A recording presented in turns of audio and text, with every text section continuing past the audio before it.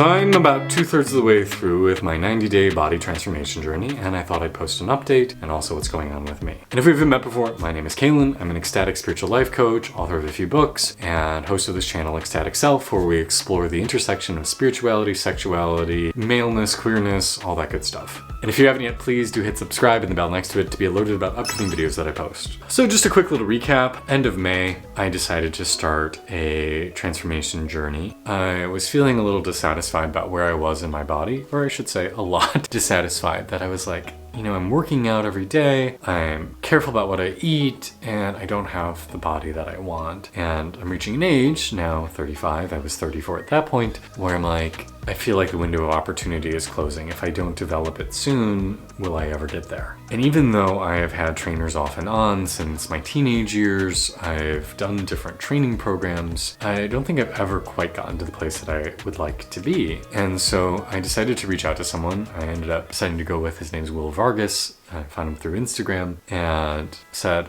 I need more support. And from my own life as a coach, I know the benefit of turning to people who have something that you want, who have achieved a skill that you're hoping to cultivate, and saying, help me, where am I falling short? What are things I can change? What can I do differently? And so doing this program, I started counting calories for the first time, started limiting my calorie intake so that I was in a deficit to get leaner. I ended up dropping about 25 pounds and about 7 to 8% body fat thus far. Most of that was fat, but definitely some of it was muscle. And here I am 2/3 of the way through, and while I would love to say I feel great and I feel amazing and this is the best I've ever felt, the truth is it's actually been a really conflicted experience for me, and I've felt really challenged. Now, to understand why, I have to tell you a little bit about my background. I was a kid who was ridiculously skinny. I was picked on all the time for being awkward and gangly. Even family members would jokingly call me anorexic. I can remember one point in my early 20s where my mother asked my father to follow me into a public bathroom to make sure that I wasn't bulimic. And I definitely wasn't. It's just my body would not put on weight, or at least muscle. It would not put on muscle for the life of me. And so I struggled and struggled and struggled through my 20s to do whatever I could to get bigger. I learned to equate size with validation. When I took up more physical space, I got validation from the world saying,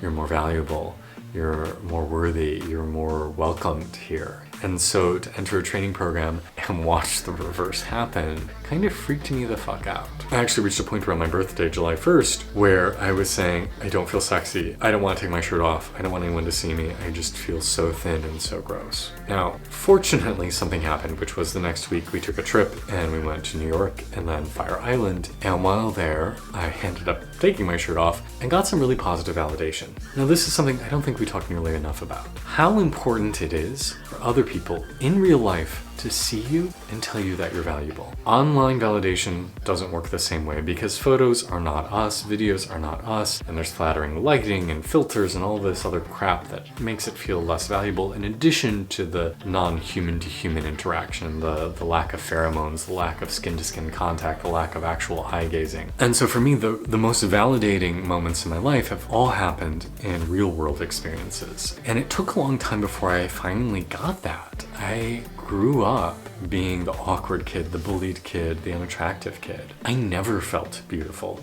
Even my early 20s, I never felt like I was attractive or desirable. I asked out 3 people in college and got laughed at. I never felt sexy.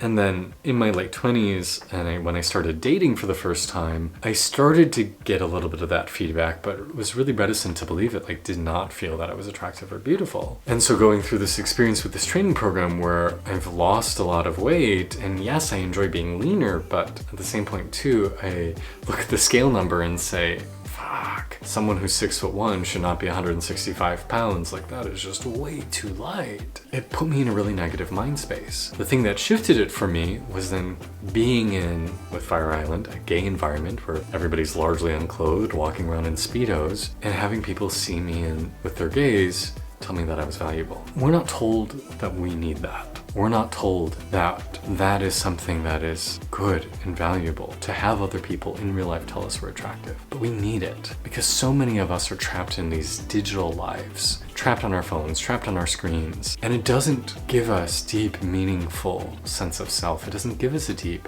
meaningful sense of being valued. And I'm sorry, but it is an important part of good mental health to have people telling you, I desire you. If you are not feeling good in your body, if you are not feeling attractive, if you're not getting those messages saying, wow, I can tell you put a lot of effort into maintaining good health and showing respect for your physical form by taking care of it, our mental health can suffer. And I do want to acknowledge that I do come with a lot of pretty privilege, right? I'm tall, I'm fair-skinned, which unfortunately for many people see that as being more desirable. I have a body that is fit and healthy, but we all have the capacity to feel attractive and to have someone else desire us. I don't care about your height, I don't care about your race, I don't care about your general body shape. Like, there are people who will find you attractive and give you that validation, and we need that. It is so important for our mental well-being. And as good as I was feeling after coming off this trip to Fire Island, I come back to my life, which is much more secluded. We live out in the country, it's very rural, there's cows around us, and it's a very conservative part of Maryland. And I don't have that face-to-face interaction anymore. Now all my interactions are going back to virtual, and most of the people I'm seeing are happening through screens. I turn on Instagram and I see all of these men with impossible bodies, these guys who look ridiculous, and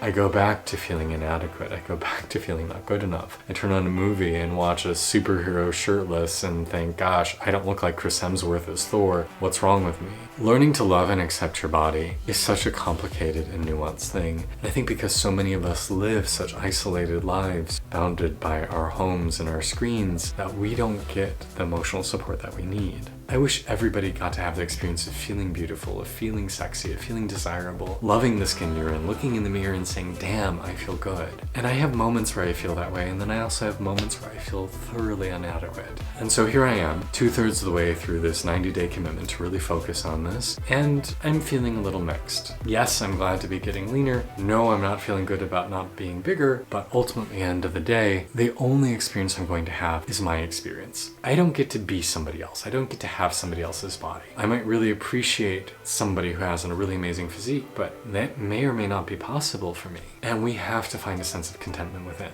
You might be thinking, gee, this video isn't as neatly tied up or uplifting as a lot of his other videos are. And part of the reason is to say that's because life is messy. We don't always feel like we know 100% what we're doing or 100% feels amazing about the choices we're making. Oftentimes things feel complicated. We can feel good about certain things and then troubled by other things. Learning to love and accept myself for who I am and to feel good enough in my body has been thus far a lifelong journey and something that I continue to wrangle with. And maybe at some point in the future, I will feel delicious. I will just be like, yes, I feel so good with how I look. But who knows? Maybe that will happen, maybe it won't. I think that's one of the interesting and beautiful things about this existence we live in is everything's always changing. So maybe you finally get your muscle size to what you want it to be, but then you start to see signs of aging on your face and suddenly you're feeling less youthful.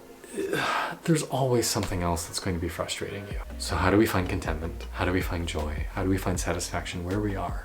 I don't have answers. I have tools, meditation, spiritual work, connecting with other people, meaningful in-person interactions, but I don't have it figured out.